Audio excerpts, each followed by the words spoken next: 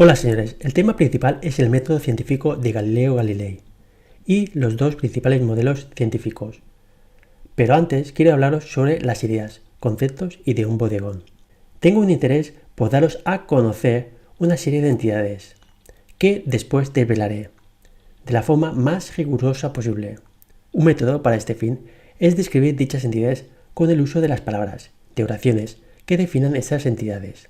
Estas palabras tienen un significado que ambos debemos conocer para una correcta comprensión. Por ejemplo, si digo la palabra árbol, esta tiene un significado que sería el concepto. El referente sería el árbol real. El significado es la descripción del concepto que se encuentra en el diccionario, que es común para los que usan el mismo lenguaje. La idea sería la representación mental o inmaterial a diferencia del concepto, que sería la definición de la palabra. El concepto árbol depende de la idea árbol. Si los únicos objetos que podemos captar son objetos individuales y cambiantes, como es la multitud de fenómenos sensoriales, no puede haber conocimiento. Las ideas son la unidad permanente tras la multitud cambiante.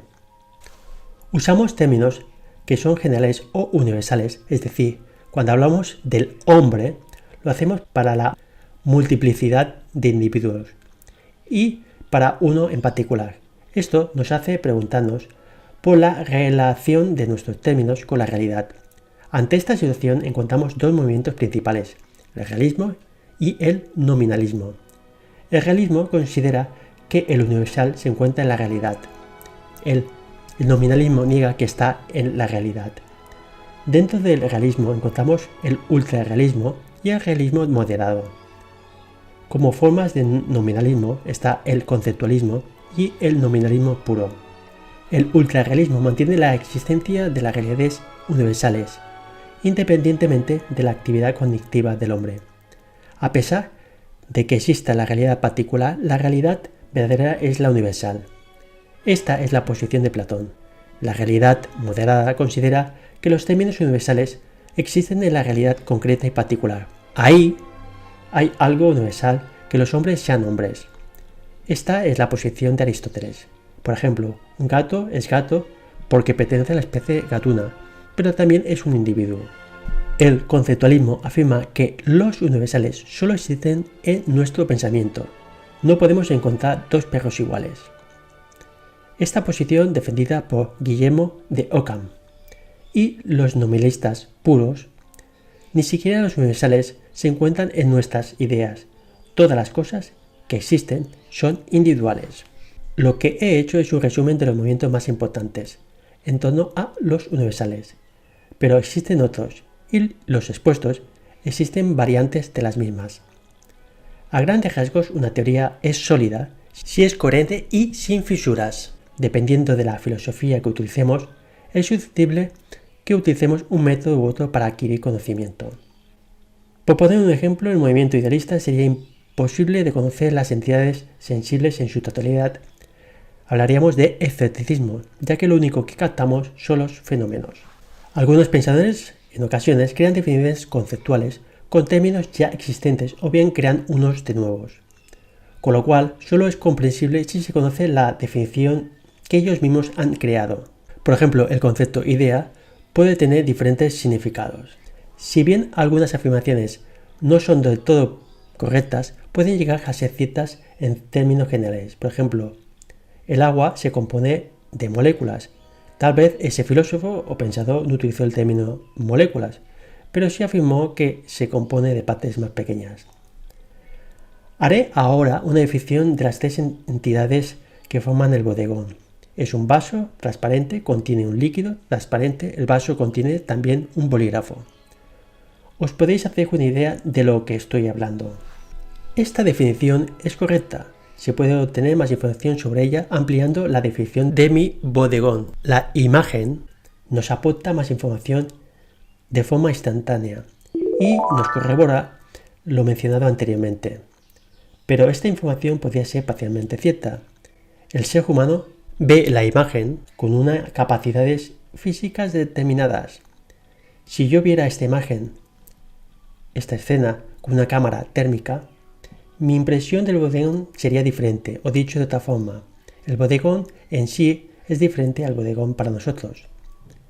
Pero incluso con la cámara que recogiera más información que no recoge el ser humano y que amplía las capacidades del mismo, se podría considerar como cierta parcialmente, ya que es una foto fija, es susceptible que las moléculas del agua estén en movimiento. Nuestros sentidos nos pueden engañar y he dicho que hay un bolígrafo en el interior del agua. Y de hecho se ve en la fotografía que hay un bolígrafo en el interior. Pero este bolígrafo parece que está roto o torcido. La parte del bolígrafo que está dentro del agua tiene unas dimensiones diferentes a la parte que está fuera. ¿Es así? Estamos hablando de una experiencia, no de un experimento científico, ya que no reúne las características necesarias para ello. Podemos aceptar que el bolígrafo está torcido o bien buscar una explicación que dé respuesta a este extraño comportamiento que nos hace ver lo que no es. Seguramente sabrás dar respuesta al extraño estado del bolígrafo, producto de su propia experiencia. Pero si no fuera así, tendrías dudas al respecto.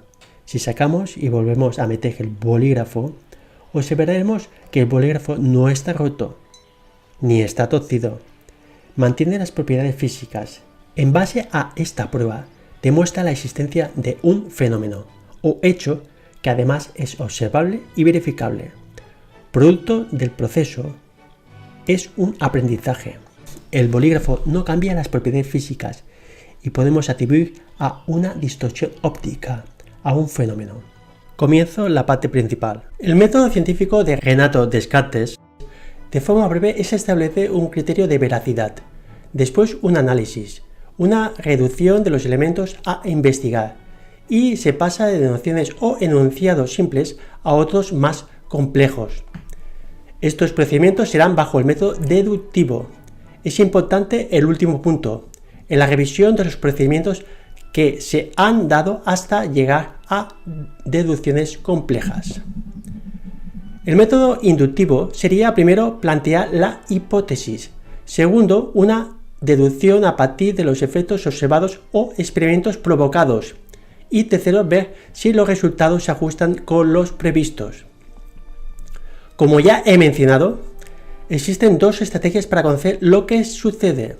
El método inductivo, que consiste en establecer principios o leyes de carácter general a partir de la observación de los hechos, y el método deductivo, que se extrae conclusiones a partir de principios generales previamente establecidos.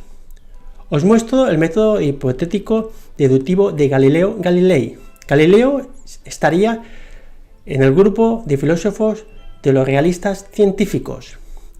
Lo primero que Galileo se cuida es de dar una definición para cada tipo de movimiento, expresable matemáticamente, para incluir luego de esa definición un conjunto de axiomas.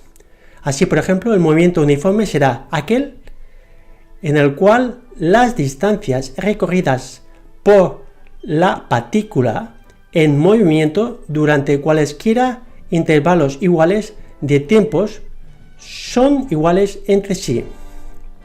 Los axiomas son verdades autoevidentes. Por ejemplo, de una determinada causa dada sigue necesariamente un efecto. Se expresa matemáticamente así.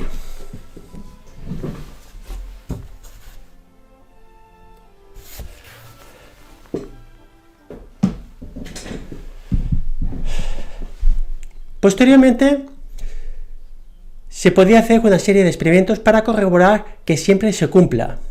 Para considerarse ley debe ser universal y necesario. Vuelvo a tomar el tema del bolígrafo, podéis buscar y leer la ley de refracción de la luz en el agua, donde da explicación teórica de lo que sucede cuando la luz pasa por el agua y la distorsión óptica que provoca en el ser humano. El entender lo que sucede puede permitirnos cambiar nuestra primera impresión. Este vídeo es un ensayo esquemático.